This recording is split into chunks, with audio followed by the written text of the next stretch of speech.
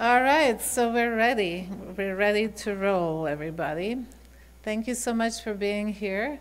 I'm Victoria Vesna, Professor of Design Media Arts, for those of you who don't know me, and I also direct the Art Science Center. And this lecture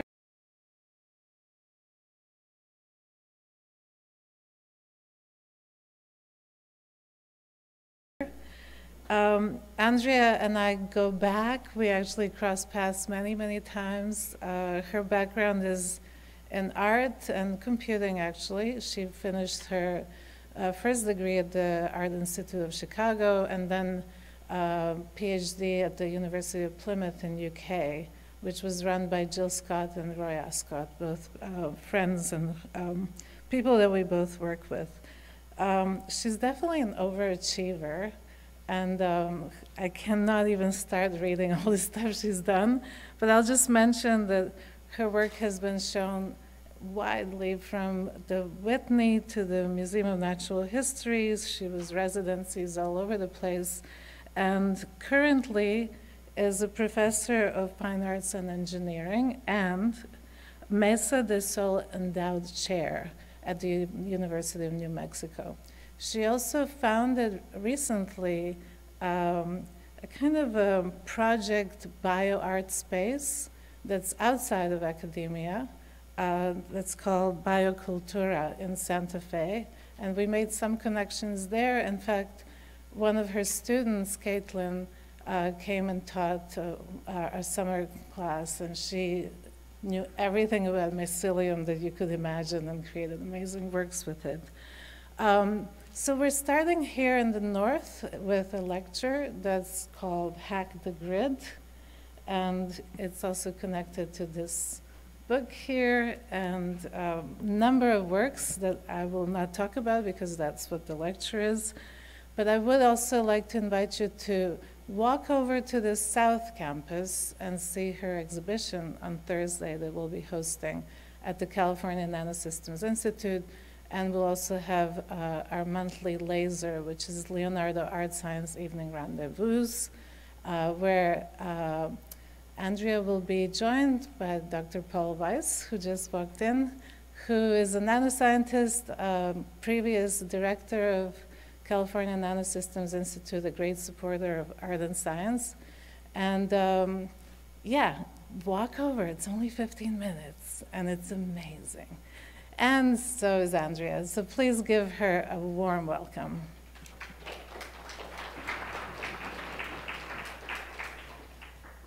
Thank you so much, Victoria. Thanks to the EDA and Art Science Center for bringing me here. I'm so excited to invite you all to Hack the Grid. Before I get into that, though, just a little background. As Victoria said, I'm at the University of New Mexico. I run a lab there called the Social Media Work Group, very interdisciplinary between art, science, and engineering. And we also have an AmeriCorps Vista project called STEAM New Mexico that works throughout the state on promoting STEAM education. Here's some members of my lab, or recent members of my lab in Navajo Nation outside of a mutton shop, where we did a project that was a cell phone tour past two of the largest coal-fired power plants in the country, which are located on Navajo Nation. And the tour gave, allowed visitors to, travelers to listen to interviews with activists and Navajo medicine men and other people who had been impacted by the power plants and also impacted the slowing down the growth of those power plants. So the theme that kind of started the lab when I got to UNM in 2009, it comes from Mark Weiser in, or what I like to call the theme, and who said in 1991, there's more information available at our fingertips during a walk in the woods than in any computer system. And he was talking about, he was kind of lamenting how how the lack of computer systems accuracy, but I think if you can look at this quote a different way and say, what does it mean when you can compare a walk in the woods to a computer system or an information system. And so those are some of the things that we think about in the lab and address through work. And when I started the lab, I kind of came up with some research questions that I always like to kind of revisit again and think about, well, are we actually doing this? So what are the social and cultural effects of defining natural and man-made environment as information space? How can and should a hybrid social media practice emerge from engage with the arid desert environment of the American Southwest and beyond? And what kinds of mobile, locative media, ubiquitous computing platforms can help users engage with this environment? And how can this practice connect and extend to communities globally? So that's where we kind of started in 2009. Then this is a quote from one of the members of my lab that I think maybe more accurately describes our motto, right? And I love this because when you think about what do students want to do, they want to do what they've never done before. And so it's what we try to do. Try to not know what we're doing most of the time. So hacking is, kind of getting a bad rap these days.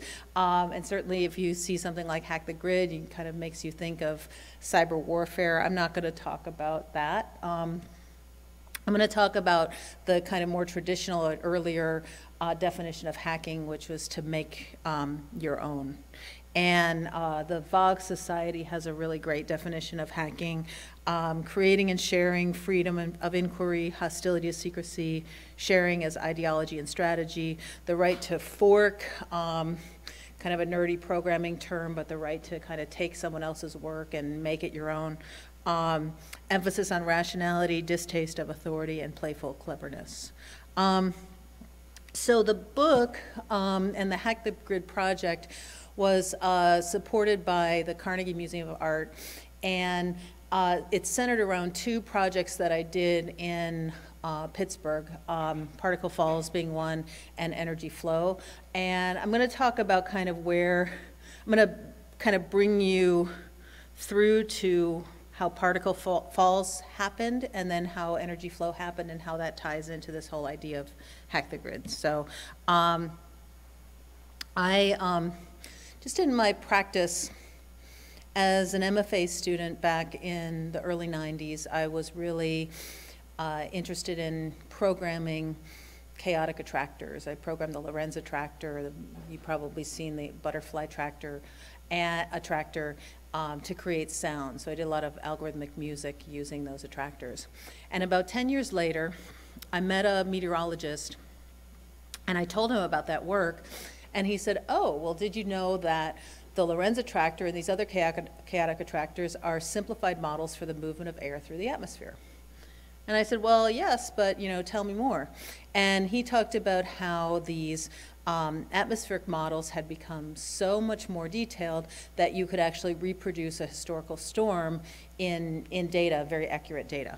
And so we decided to collaborate together. His name was Glenn Van Nau. And we did a 16-channel sonification piece. So we translated 16 geographic points that you see there along the east coast of the US at 9 different parameters into a 16-channel soundscape. So we had a space that had a configuration of speakers in that configuration. And we modeled, my collaborator modeled the storms, a winter snowstorm and a hurricane at 5 different elevations from sea level to the top of the atmosphere at 60,000 feet. So 5 different sound, about 4-minute sound compositions representing the heaviest activity of the storm, 24 hours of the storm. And at that time, I wasn't even really aware of climate change. This was in like 2000, 2001. But very quickly I started talking to a lot more atmospheric scientists, specifically climate scientists, and they started telling me things like climate change is the biggest challenge that mankind has ever faced. And this was in maybe 2002, 2003. And of course, now we understand that in such a broad way, but at the time it was pretty shocking. So I became really engaged with trying to do what I could related to climate change, and I became alarmed with the things that are happening at the poles. So I applied to actually go down to Antarctica and collaborate with the scientists there. This is a group of scientists that I worked with in the dry valleys in Antarctica, one of the driest places on Earth. And I followed scientists around who were gathering lots of data, and I used that data to produce sonifications that I mixed with interviews with the scientists and soundscape recordings. So there became a context to what you were listening to through these interviews. And then that also, some of that material, along with material from a lot of other contemporary artists and scientists who were going down to both poles, became a book that I co-authored with Jane Marshing in 2011. So I had been doing all this work that was really data intensive and kind of really virtual. I imagine a lot of you guys are doing that too. And I felt like I really needed to get tangible, but my medium was air. And so how do you get tangible with air?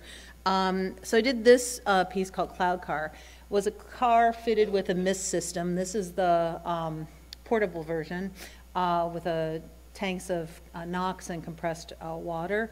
And the cloud, kind of inspired by Diller & Scafidio's Blur building, which I love. This is kind of a little miniature version of it. This is at the New York Hall of Science, where a car is kind of covered in a cloud of mist. And the idea there was, if you could see emissions from your car, maybe this is what it would look like, even though it was just water. So the first time I showed it in New York City on the street as part of one of those parking day events, attracted New York's bravest, the fire department. And I love to show this slide because it's really one of my proudest moments as an artist. The firemen, once they learned it was water propulsion, we got in this whole conversation about that. They're experts on water propulsion. They put the Cloud Car sticker on the fire truck, which I love. So the mist also was nice to work with because it became a platform for projection and telling stories. So this is in Death Valley. And then it prompted doing a bunch of other car projects, including this project, Breather. This is at Parco Arte Vivente in Turin, which is the home of the Fiat company. So we got these great vintage Fiats to do both Cloud Car and Breather. And in Breather, this bouncy kind of inflates and compresses over the car in about the course of a minute. And it was inspired really by being in Delhi, India, and feeling like I had a bag over my head and trying to breathe. And so another kind of visualization of the emissions. I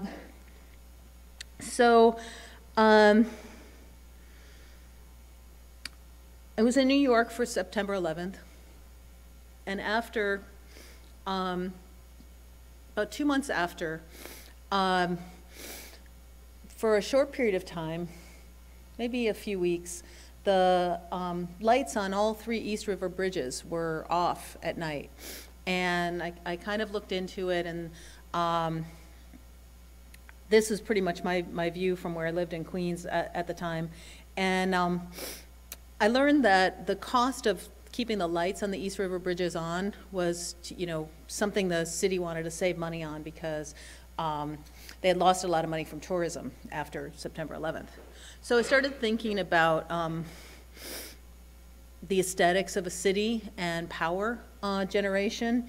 And so I did this really like fantasy, this is about 15, 16 years ago now, did this kind of fantasy idea called the Queensbridge Wind Power Project. This is one of the early visualizations where it's like, let's put wind turbines on these bridges. And actually Glenn, my meteorologist collaborator, what he did for his business was spec out wind farms. And so he and I would talk a lot about how difficult sometimes it is to make wind farms because people thought they were eyesores. And when I looked out the window at this bridge from my house, I counted 50 or 20 at least smokestacks. And I thought, well, those are the ugliest thing that you can imagine. And you know, I just think these turbines are really beautiful. So this project, you know, went some places. I did a video about it, visualizing it. I met with some civil engineers. We talked about different turbine designs. These spires on the top of the Queensboro Bridge are removed because they became corroded a few years after the bridge was put up. So the idea was to kind of return those. You know, we did estimates. We discovered you wouldn't really need this crazy amount of wind turbines. You could do it with a smaller amount. And we even went as far as kind of coming up with what the payback would be. So at the time, the thought was this would be a several $million project, but it would pay back in 5 years. So that means the energy that would be produced would pay for itself within 5 years. And I actually talked to a CFO at GE, which is the energy company in New York, and we had an email exchange, and I talked about the 5-year payback, and they said, oh no, we need 2-year payback. You know, any energy project has to have a 2-year payback. So that kind of, you know, went flat. And at one point, the mayor, Bloomberg, said something about turbines on the bridge, you know, after I had done this project, and the Post, the New York Post, had a much worse Photoshop than I know my Photoshop's bad, but it was really bad. Photoshopped version of this on the cover of the New York Post. But, you know, it still hasn't happened. It's kind of one of those projects that, you know, you think about and like, oh, wouldn't it be great? But, you know, move on. And one of the ways I moved on was I learned that when you do a project like this, you have to do a feasibility study, or that's, you know, what's commonly done. And what that would entail would be actually putting a weather station on the location where we want to have these turbines and taking a year to do the measurements. So I decided, well, I'm going to have to learn about these weather stations. So I got 5 of these like semi-pro weather stations and started putting them out in different locations on a project called Hello Weather. The other idea with Hello Weather was I had been working a lot with these scientists in Antarctica and all over, and I would always have to kind of go to the scientists and say, oh, could you give me this data, and I kind of want it in this format, or it would be a lot of time for them to get the data. So I thought, well, maybe I'm collecting my own data, and I'm making that available to people, and we can see how that goes, or just kind of taking more control over that data. And so at one point, these were where those weather stations were located. One in India, in Delhi, Zurich, Switzerland. I think there's one that's still in operation. The only one I think that's still in operation is in Debs Park here in LA. But kind of all over. This is in Soho. This is the one in Delhi. They wanted people on the street. This is in what was considered a slum area community center. They wanted people on the street to be able to see what the data was, so we did this LED sign. This is in Boulder, Colorado, where we did a more elaborate signage and visual changing for all of the parameters that the weather station is collecting. This is up in Death Valley, showing the temperatures. And through doing that, I became a part of several weather station networks. So there's especially in the US actually, there's a lot of people who are operating their own weather stations and putting the data out online. There's the CWAP network, there's Weather Underground, there's Anything Weather, and I became a part of all of those networks. You can kind of see here all those different data formats I made available to people. And so this was right around, you know, the time when the Internet of Things was kind of just taking off, and The tower, London Tower Bridge was tweeting every time it went up and down and stuff. So that, oh wow, I'll make my weather stations tweet. So we did this project called Atmosfeed, and people could subscribe to not just my 5 stations, but also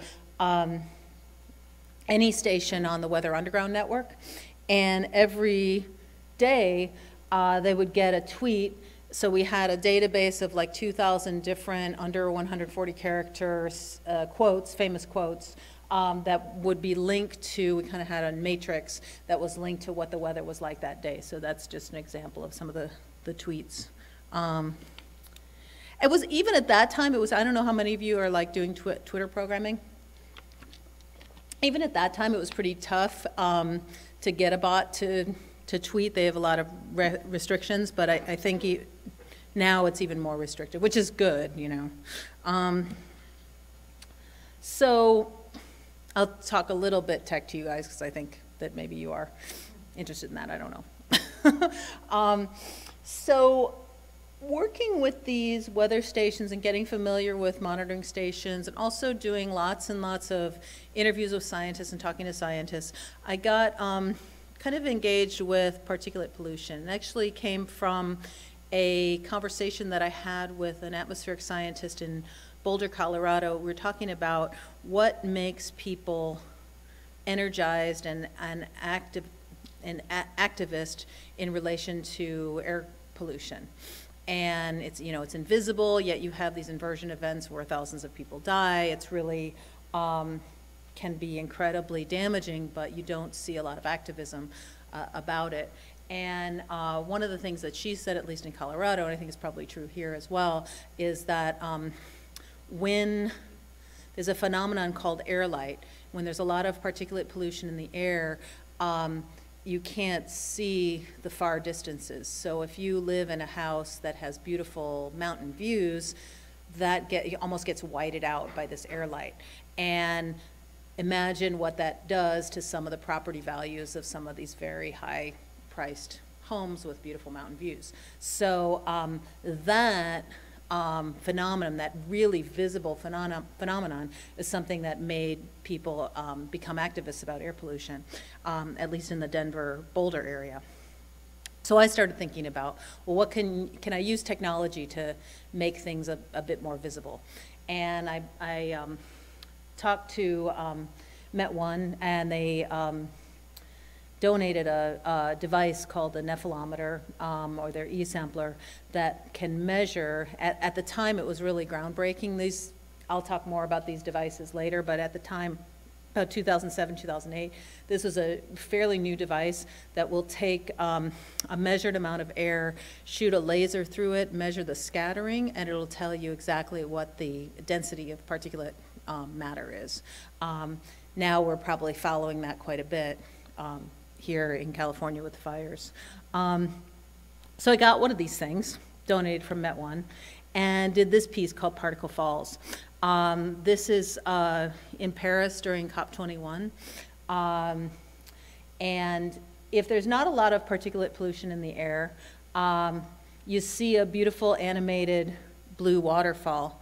But if the particulate pollution is high, this is in Charlotte, North Carolina, you see it slowly gets more and more particles over the waterfall until it becomes this fireball.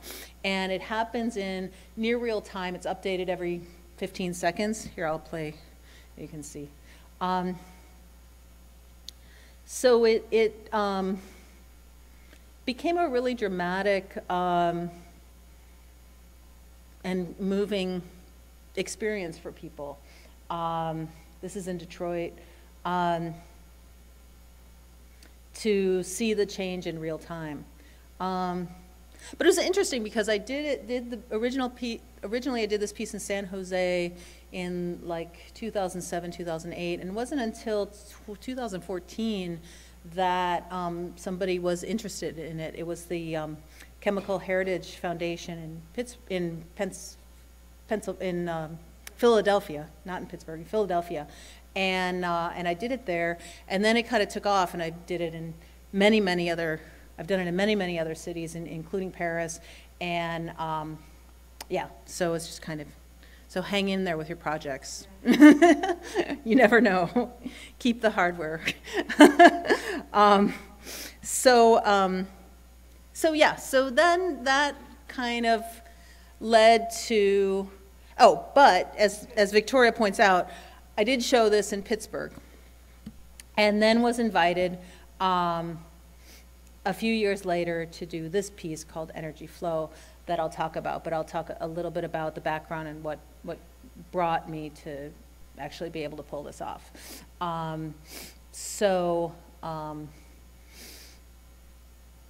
In about 5 or 6 years later, after I started using the Nephelometer, a lot of people started developing much more accessible tools for measuring air quality. This is one. This is more of an indoor device called the AirBeam. It's by Habitat Map. And you can buy this for a couple $100, or you could 3D print it and build it with Arduinos for under $100.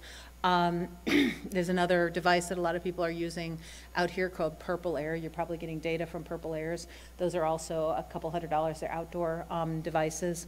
So this idea that these hacker and maker tools were becoming more accessible for doing this kind of environmental sensing became really interesting to me. Did this project at the Museum of Contemporary Art in Zagreb. They wanted something like particle falls, but they wanted it to be horizontal to match this wonderful LED horizontal screen that they have. So this project I did with 3 air beams and programmed it in processing for a kind of similar effect. And then started using LED lights more. The projection stuff is great, but it was really expensive to get a projector that's going to be strong enough, even to be seen in ambient light out on the street. But forget, full sun or any kind of daytime thing. So these LED lighting technology, which is really low power consumption as well, it became much more accessible and much more inexpensive for me and students in my lab to start experimenting with and using. So this is at the Albuquerque Balloon Museum, kind of one of the first LED strip projects that we did. During a festival called Balloon Fiesta, the population of Albuquerque doubles.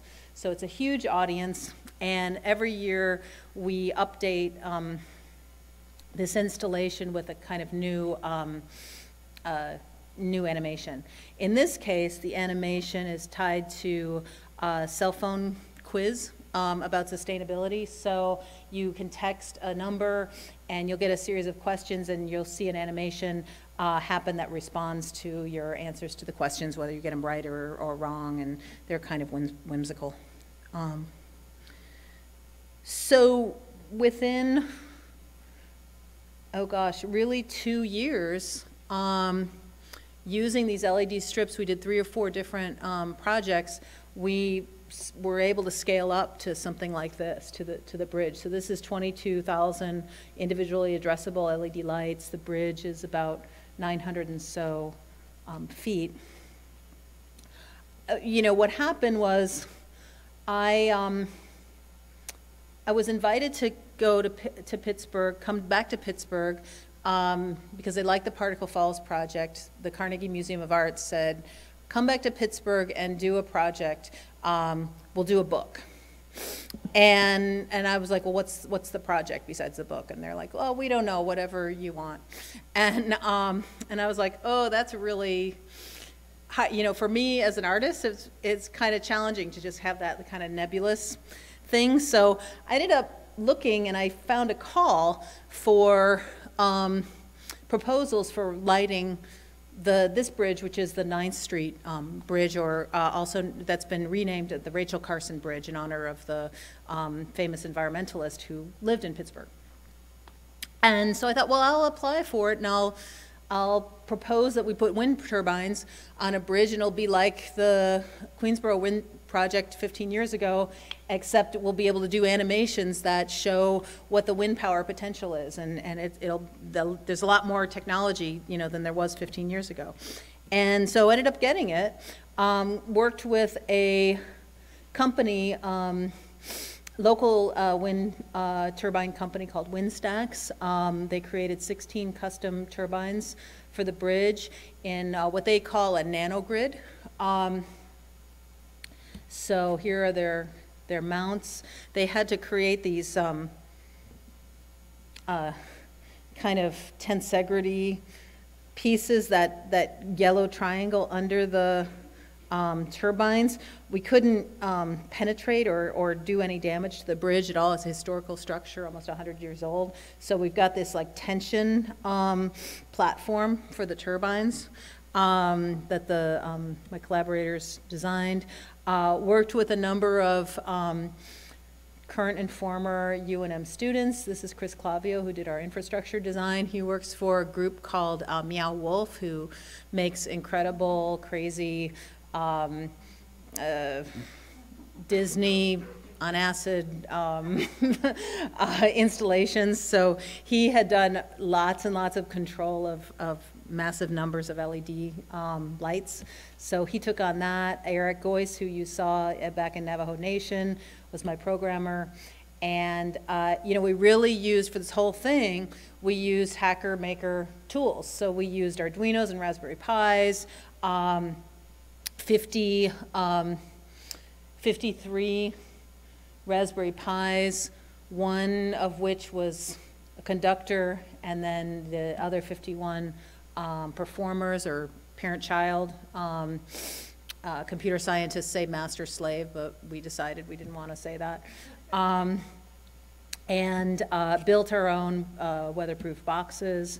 The intention of the project was that we would, it would be on the bridge only for 2 months, actually. That was our original contract.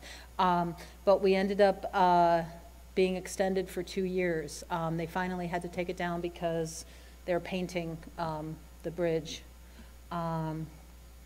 But we generated plenty of energy, and we returned energy back to the grid for the duration of the presentation. And here's just an example of some of the animations that happened. So we designed this. Chris had this idea. It was kind of the Bellagio model. I don't know if you know Bellagio in Vegas. They have this fountain, and every like 10 minutes it does a little show in the fountain. So we wanted to show off what these LED lights could do. So we did a show like every 10 minutes, and then in between the shows we had our ambient animation, which was this, which we called the rainbow rain, and it's the speed and the density of that rain is tied to the wind power potential at that moment. So we have a weather station on the bridge kind of telling us what to do with that ambient animation. The other thing that we did, and that we could do because the whole thing was built with Raspberry Pis and Arduinos, is we could make it updatable by cell phone. We also wanted to do that because we are living in New Mexico. One of my programmers living in San Francisco. This is in Pittsburgh, so we wanted to be able to update it easily.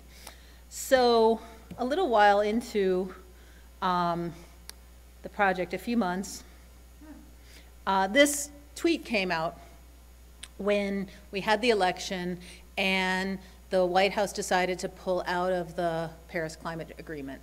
And of course, we had done Particle Falls at COP21. We were part of that whole incredible movement supporting the Paris Climate Agreement. And turns out, of course, that the Pittsburgh also wanted to support the Paris Climate Agreement. But of course, so so a tweet comes out from the White House saying, I care more about Pittsburgh than Paris. And Pittsburgh is saying, oh, wait a second. And the same time this tweet comes out, I get a call from the mayor's office or representatives from the mayor's office, and they say, well, could you turn the bridge green for the weekend in support of the Paris Climate Agreement? And so I called my programmer, and we were able to do it within 24 hours in support of the people, and that was really something that made me think, okay, maybe this hack the grid thing, maybe there's something to it. Using hacker and maker tools in the public realm. So I'm going to show you just real quick our latest project. This is just real fun and a kind of a nice hacker thing, and then I'll close with the Hack the Grid manifesto. So this is called GlowPod. This is my research team, and I wanted to make something for a festival called Taos Paseo that Victoria was a part of. The theme had to do with space, so we wanted to kind of build this sphere. We found all the instructions and cut designs for CNC routers for this, done by a design team in the Netherlands. And we thought, well, we'll build this shape, and then we'll put lights on it, and the lights will respond to aspects of plantings that we have all around this GlowPod. And then we'll have a VR inside of the GlowPod where people can be transported into outer space. So this is maybe a fantasy idea of what farming in outer space might be like. We had a chance to collaborate with Willow Farms, which is a organic farm on Taos Pueblo, where the native people are trying to revive some of the native plants and things. So we used all native plants in the design. That's some of the incredibly smelling mint that we had. And then the lights were set up to sensors measuring temperature and soil temperature and soil moisture, and then the lights would respond to that. So some people enjoying the VR. And my team, so really interdisciplinary team of students who had never done this before. That's the usual thing. Had no idea what they were doing, let's say. This is Paul Ross, he is the build manager, Brandon Wade, a programmer, and David DiDonato, who is in charge of the lighting infrastructure. And I'll just play the build. It's kind of another fun statement about the hacking. It wasn't quite this fast, but it was close. It really was close.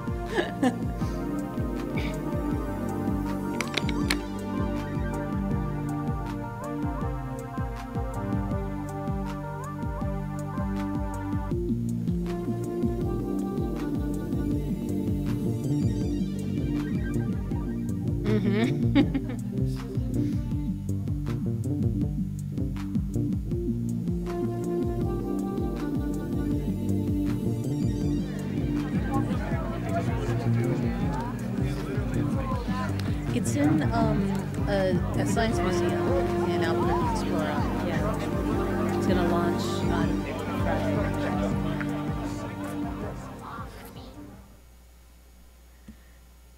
So, Hack the Grid, the manifesto. So we're doing this book. We're doing the bridge. I'm meeting with the designer, the amazing designer that put this book together, Brett Yasko, and it's right after the election, and we're having a few drinks and talking about this, and Brett is like, you got to write a manifesto. You know, this is the moment for the manifesto, and we all kind of agreed, and so we thought about, you know, what do we want to encourage people to do so that there can be a sense of empowerment with relation to energy systems. I think a lot of people see these plugs in the wall and we don't know where they go or what is what they have is coming from. and what it's causing in terms of emissions, same things with our vehicles, and also our policies related to energy. So the manifesto, learn as much as possible about how energy systems work. Know how much energy you consume and its environmental impact, or demand to know that from your energy company. Demand that energy providers tell you the source of energy that you purchase. I don't know if that's a law here in California, not yet. Learn how to use the technology around you to gather information about your world and environment. Even your phone has about 15 different sensors in it. Learn to create a basic electric circuit, use a multimeter, and read a circuit diagram. When I was writing this book and working with the museum, Carnegie Museum of Art, they really wanted me to drop this, and I was like, no. They're like, it's too hard, and it's like, no, come on. Learn to write computer programs. Learn how to harvest energy from the sun, the wind, the earth, your body. Don't be a passive consumer audience of images, media, or technology. Understand that your life is inextricably intertwined with your use of energy in all forms. Learn from what others have done, share your experiences, and build your own communities of grid hackers. And that's it. Thanks. Wow.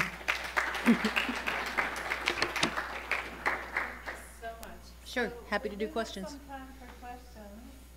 There must be some questions here in the audience. There's one. Hi. You could just repeat the question. Oh, okay. I think there's a mic going around too. Yeah. Yeah, right here. Sure, I'll pass it. Yeah.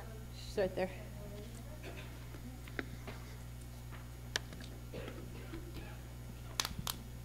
Hi, thanks very much for your great presentation. I was just wondering, from your unique vantage point, can you tell us what you've noticed in terms of people's awareness about these issues?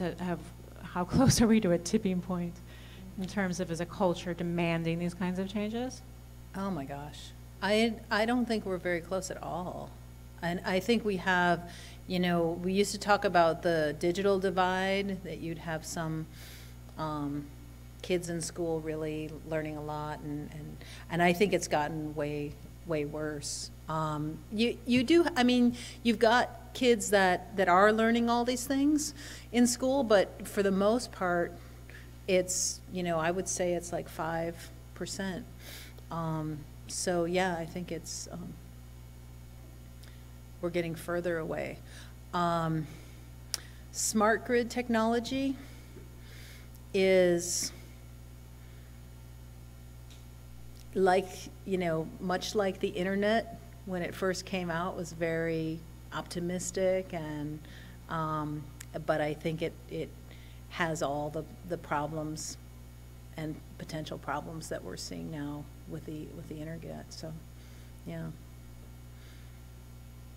Thanks.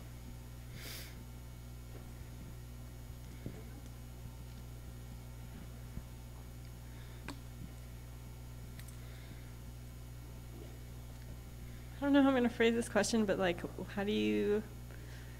what is your, like, in terms of climate change, like, did you see that report about 2040? How, like, there's going to be, like, major, like, natural disasters that's totally going to change the way we do things in the next 20, 30, 40 years, Yeah. like, in our lifetimes.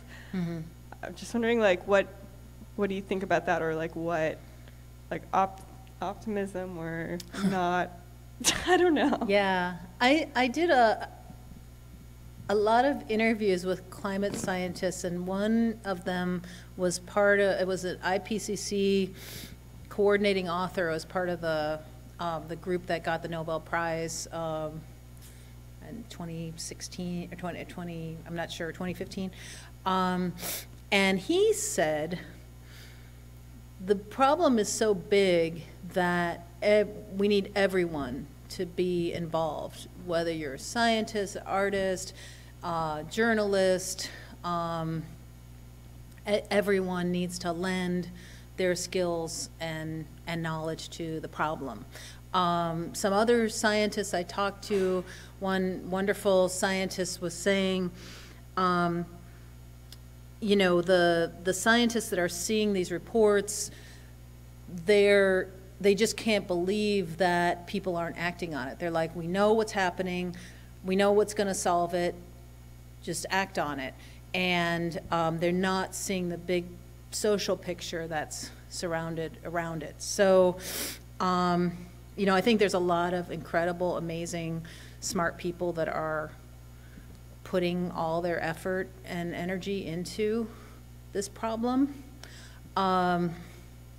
It's tricky because, you know, Al Gore is writing in his book this, like, the technological fix, right? We're going to find some technology. We're going to put big white circles in the ocean, and that's going to solve, you know, all this geoengineering stuff, right?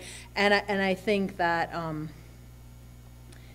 it's probably not only are those geoengineering projects somewhat spurious or, you know, obviously untested, right?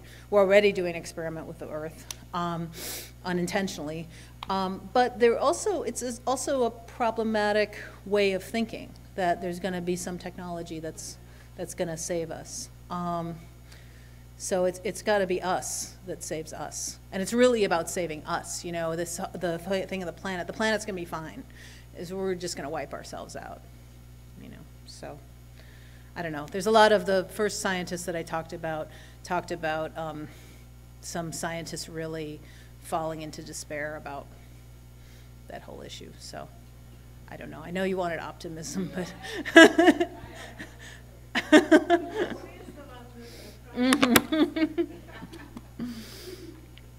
Yeah, it's tough.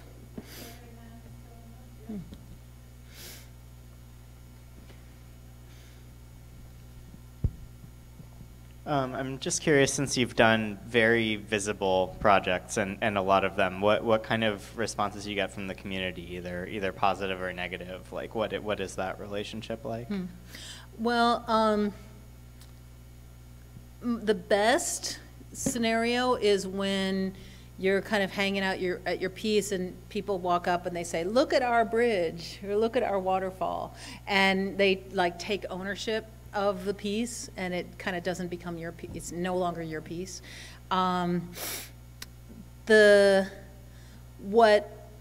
I have found that very much plays into that, however, is partnering with advocacy groups to be there on the ground. I can't always be there to talk to people on the street, but I've worked with some incredible advocacy groups. There's some groups in North Carolina, Clean Air Carolina, and they'll station people in front of the piece every night and talk to people about what's happening with air quality. They'll specifically time the pieces to legislative sessions to try and raise awareness about different policy. So that's sort of the behind the scenes stuff that will make these projects work really well. Yeah, and then the worst maybe response is you know, not really getting it, or why is this here? Not with these pieces, but with a piece that I had done earlier, a lot earlier, where I was showing real-time webcam images from the North Pole. I showed it in the UK, in Leeds, Northern England, and there was a person there that said, hey, I actually didn't even say it to me, he didn't know I was the artist, but he was like, this artist is obviously propagandist, and they believe in, you know, climate change. And you know, but at the same time, there were other people at the show that were saying, well, this is showing in a very neutral way because you're just showing the webcam images. So, you know, that was tricky. But I haven't had that so much with these other people, even Cloud Car. With Cloud Car, we would hand out a fact sheet to people and say that had a list of about 20 things you could do if you had to drive. Here's how you could reduce your emissions. And we'd be on the street, and like a big 18-wheeler would pull up, and we'd hand the guy the fact sheet, and he'd be like, oh, thank you, oh, cool project, you know. And imagine like trying to do that without the Cloud Car there, you know. It's like, so yeah, it kind of can open a conversation, but it's not I don't think the pieces are the conversation, if that makes sense. Yeah. All right, thanks. Just the mic one more time. Oh, yeah.